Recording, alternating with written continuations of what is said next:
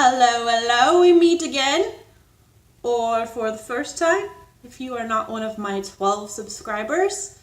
In that case, are you lost? You didn't get a proper introduction to me the last time we met. I feel like you should know what you signed yourself up for, so here it is. My reason for starting this channel was a means to journaling my experiences with psychological issues. Primarily my social anxiety, which I've already talked about, and secondarily my attention deficit disorder.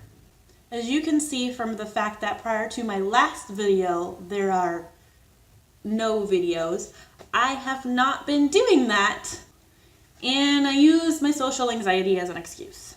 Mostly, I want to help myself learn how to cope with my social anxiety and my ADHD, but I also figured that if I'm having these experiences, there might be other people out there who have these experiences, and that might benefit from the understanding that they're not alone.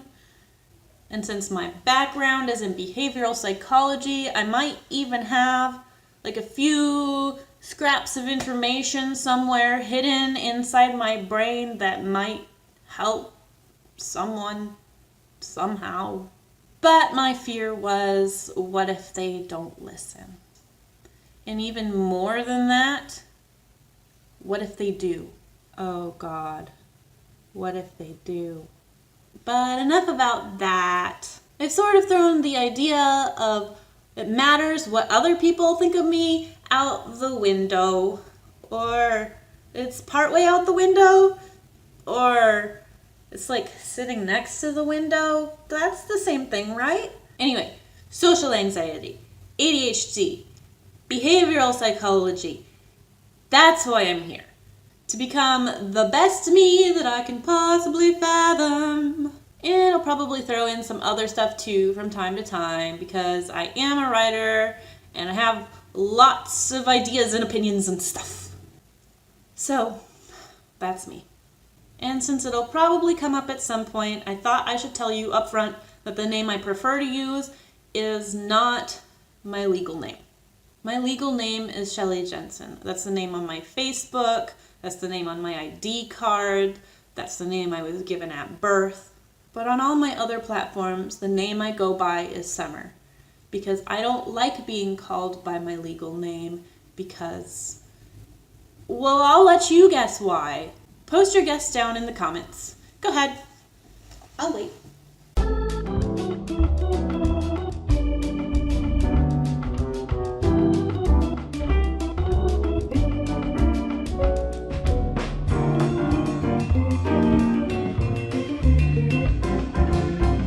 I don't like being called by my...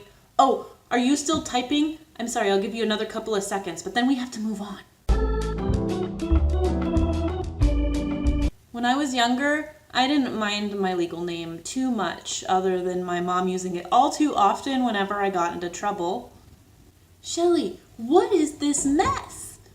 Shelly, why are your grades so low? Shelly, what did you do to the cat? I must admit, his makeup looks beautiful, but... And how did you get him to sit still for the eyeliner? Never mind, I'm actually really impressed. What? I had a weird childhood. Anyway, when I got older, I found out that the person I had been named after, my grandfather, was an alcoholic who would get drunk and abuse my father. And after that, just going by that name kind of felt icky to me.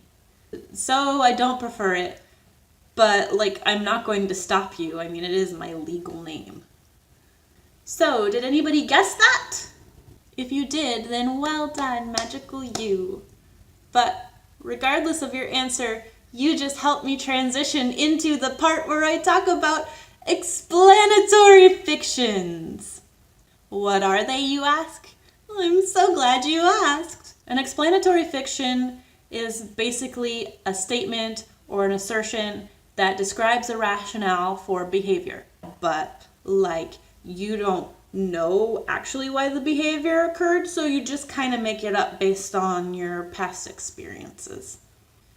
In my behavioral psychology class, the professor talked about a study that I wish I could find so that I could link it to you, but I can't, so I'm just gonna have to tell you what I remember. Basically, it goes a little something like this. 2 paid actors, a man and a woman, walk into a restaurant. This isn't a joke. This is the study. Okay, 2 paid actors walk into a restaurant. They order and they receive their food, and about halfway through their meal, they start making out, really going at it, not being shy about it because they want people to notice. That's part of the study. After the actors leave, the person conducting the study goes around saying, "What just happened there? Do you have any idea?" Now, obviously, these people don't, because all they know is, 1, there were 2 people in a restaurant. 2, they were kissing at some point. Does that stop them? Nope. "Well, he had just proposed to her," says one. "The man was about to get deployed," says another. These are explanatory fictions. A mixture of things that you have observed with things that you could not possibly know, so you make them up. And there are entire novels written in this manner. We literally do this every day. "Well, why did little Johnny haul off and kick the teacher?" "Well, I don't know. The teacher might not know. Hell, little Johnny might not even be entirely aware." But that doesn't stop us from providing an explanation anyway. Clearly, Johnny is a bully, and he is destined for the juvenile detention center, right? No. We don't like to admit that we've not a damned clue.